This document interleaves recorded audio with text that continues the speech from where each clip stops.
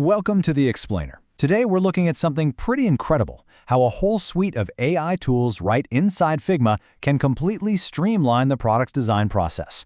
We're talking about going from just a simple idea to a fully interactive app, all without ever leaving that one ecosystem. So let's just dive right in. I mean, we've all been there, right? There are so many AI tools popping up, it feels like you're drowning in them. And while they're amazing, jumping between different apps for your planning, then your designing, then your prototyping, well, it can actually create more problems than it solves. You get these new bottlenecks, compatibility headaches. The dream, really, is a single, seamless workflow. Today, we're going to see just how close we can get to that dream. So here's how we're going to break it down. We're going to follow the entire workflow, from start to finish. First up, AI-powered planning, right inside FigJam. Then we'll move into drafting the visuals with AI. After that, the really fun part, bringing those designs to life with a tool called Figma Make. We'll even cover some pro tips from mastering Make. And then finally, we'll look at automating all the tedious stuff with a framework called MCP. Okay, let's start at the very beginning of any project, the planning phase. And this is where AI, right inside of FigJam, can just completely change the game for how you get started. It's really as simple as it sounds. You take that big, dense, text-heavy product requirements document, your PRD. You copy the whole thing and you just paste it straight into FigJam's AI prompt. You give it a simple command like create a flowchart from this, and boom, the AI reads the entire document and builds a clean, visual user flow for you. And this is where it gets even cooler. Once that flowchart is generated, you can convert it into a draft slide presentation with a single click. It literally takes each step of that flow and turns it into its own slide, instantly creating the entire backbone for your next stakeholder meeting. The amount of time this saves is it's incredible.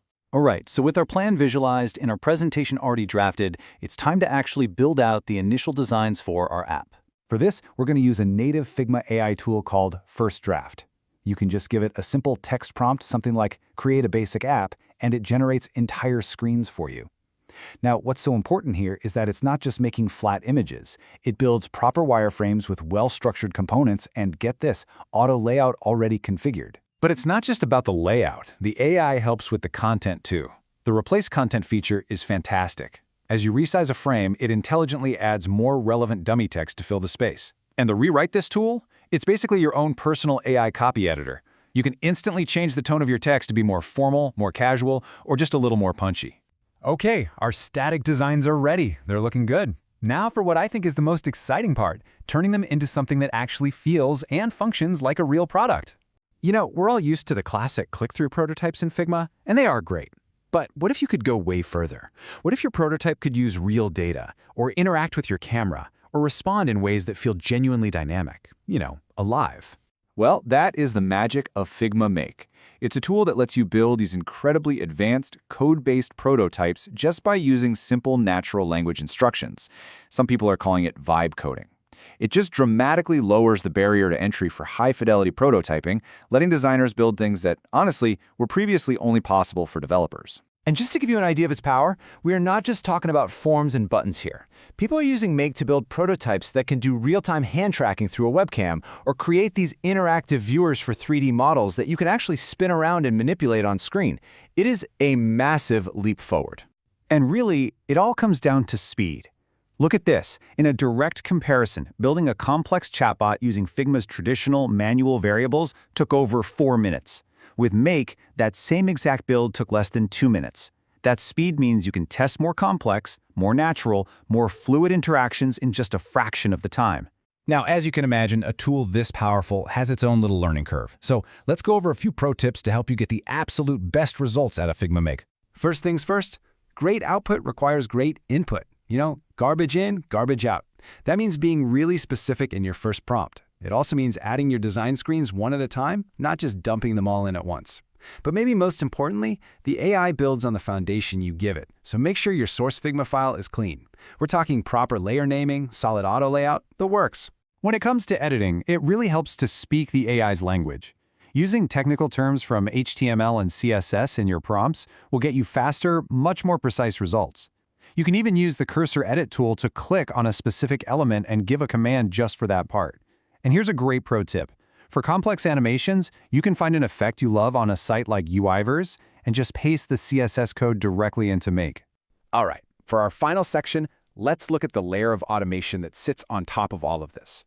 This is the AI that can help with all the tedious tasks around the core design work, stuff like documentation and developer handoff. This is all made possible by a framework called MCP, which stands for Model Code Prompt. The best way to think about it is that it's like giving a powerful AI like a Claude or a GPT-4 a pair of hands, and letting it directly access and manipulate your Figma files based on what you tell it to do in a chat window. Now, what's really clever here is that this framework comes in two main flavors. You've got Dev Mode MCP, which is built for developers. It's all about a perfect, one-to-one, hallucination-free translation of design to code. Then there's Talk to Figma MCP, and that one's for us, the designers. It's built to automate design tasks, like swapping out hundreds of components at once or writing all your documentation for you. And this is the kind of power we're talking about. You could literally just select a frame in your design and give the Talk to Figma MCP a simple prompt, just like this one, asking it to add development notes. And the result? It's like magic. The AI analyzes all the components in your design and automatically fills the file with clear, helpful annotations for your developer. I mean, this is the kind of tedious, painstaking work that used to take hours, and now it's done in seconds. So when you step back and look at it, what this all adds up to is one single, seamless journey. We've gone from a plain text document to a visual plan, to a wireframe, to a truly interactive prototype, and finally to a fully annotated file for handoff, all inside one integrated AI workflow. And ultimately, this really points to where our entire industry is headed. The lines between designer, prototyper, and even coder are blurring. They're all becoming part of a single conversation with an AI assistant. And that leaves us with a final, pretty provocative thought. As these tools continue to evolve, what does it truly mean to be a product creator? And how will our own roles change right along with them?